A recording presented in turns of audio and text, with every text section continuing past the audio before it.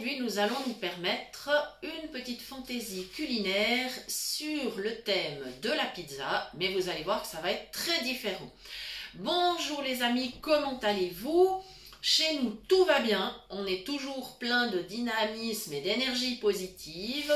Les choses se passent merveilleusement bien pour nous et c'est magnifique. On est infiniment reconnaissant pour tout ce qui nous arrive de bien actuellement. Et c'est aussi grâce à vous. Donc merci à vous aussi parce que vous êtes de plus en plus nombreux à suivre cette chaîne. Donc merci toujours pour vos partages, vos commentaires, vos j'aime, vos emails, vos messages dans les groupes.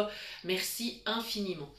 Voilà, aujourd'hui alors, on vous présente cette petite fantaisie qui est un gratin pizzaiolo. Voilà, alors c'est très simple comme recette. Tout simplement, nous n'utiliserons pas de pâte à pizza, mais nous avons cuit des pommes de terre. Alors, nous les avons coupées assez finement et on les a bien laissées cuire, qu'elles soient bien moelleuses. Donc il faut des pommes de terre, on va dire farineuses, hein, c'est-à-dire des pommes de terre qui iraient bien pour faire de la purée, ce genre de choses, ou les gratins. Et à ce moment-là, les pommes de terre seront bien fondantes. Voilà. Alors évidemment, on les a cuits avec quand même de l'eau salée, histoire qu'elles aient du goût. Voilà. Et maintenant, elles ont été égouttées et placées donc dans le plat à gratin. Et j'ai ressalé et j'ai mis un petit peu d'ail en poudre par-dessus. Il est important que ce gratin ait du goût. Voilà.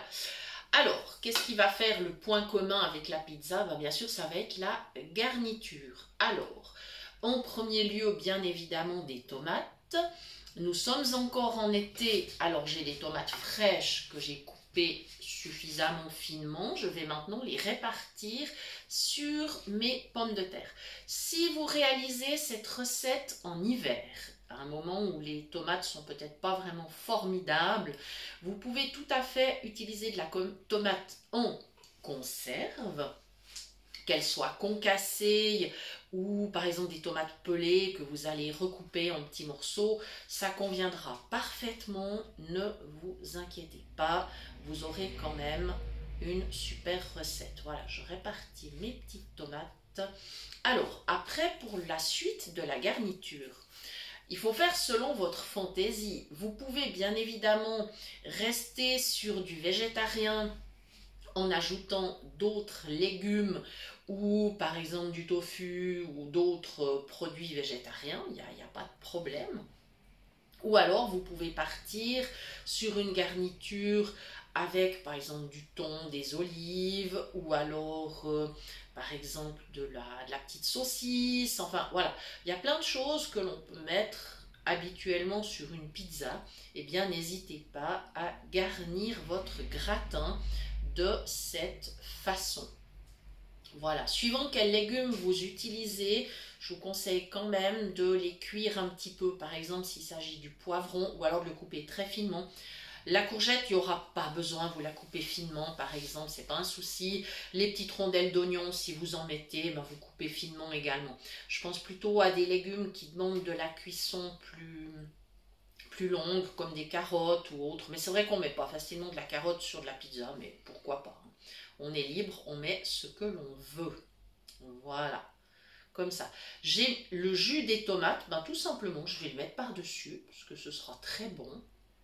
Voilà, il n'y a aucune raison de s'en priver. Voilà. Alors, pour ma part, c'est une garniture assez classique. J'ai du jambon cru et comme j'ai de la chance d'avoir encore de la marjolaine fraîche sur mon balcon, eh bien, je l'ai mélangé à mes petits morceaux de jambon cru que j'ai taillé tout à l'heure et je continue à garnir. Voilà.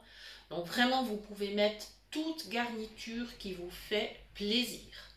Pourquoi pas aussi des petits cœurs d'artichaut. Voilà, c'est très bon ça par exemple, hein, sur les pizzas, donc c'est vraiment excellent. Voilà, je pense qu'on en aura pour 2 jours. Hein. À mon avis, le plat va être tellement bien garni.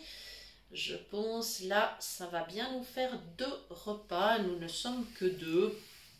Là, évidemment, si vous êtes 4 personnes, eh bien, un repas.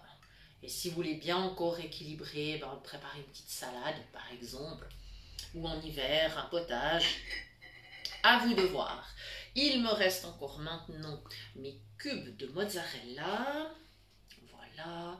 Donc pour les proportions, j'avais environ 1 kg de pommes de terre, une belle livre de tomates, quelques tranches de jambon cru, la marjolaine, évidemment le sel, l'ail.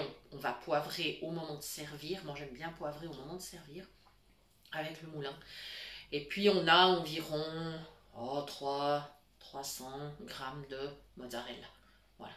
Donc j'avais tout préparé à l'avance, histoire de ne pas vous retenir trop longtemps devant la vidéo. J'espère que je répartis correctement. Si je ne le fais pas, le grand chef va protester. Voilà. Donc voilà, ensuite évidemment ça va partir dans le four. Je pense qu'on va y aller à 200 degrés tranquillement. On va laisser le temps qu'il faudra, c'est-à-dire en tout cas 25 à 30 minutes. Il faudra ensuite contrôler. Il faudra que la mozzarella soit bien fondue et même qu'elle commence bien à griller, c'est encore meilleur. Alors comment on peut savoir si c'est grillé quand on ne voit pas? Alors à l'odeur bien sûr, hein, ça on sent quand ça commence à griller. Mais par contre, vous pouvez aussi prendre par exemple un ustensile comme une spatule et puis simplement donner quelques petits coups sur le dessus du gratin, et quand il y a une croûte, ça s'entend. Alors évidemment pour le faire, munissez-vous de gants de protection, ne le faites pas comme ça à main nue, ça serait très imprudent. Voilà, et bien je pense que là, on aura vraiment un très beau gratin. Je vais appuyer un peu dessus histoire qu'il ne déborde pas, parce que je vous garantis que mon plat est plein, mais alors vraiment plein. Voilà les amis, il me reste à vous remercier d'avoir suivi cette recette, et puis je vous donne rendez-vous bien évidemment très bientôt pour de nouvelles idées cuisine. Merci.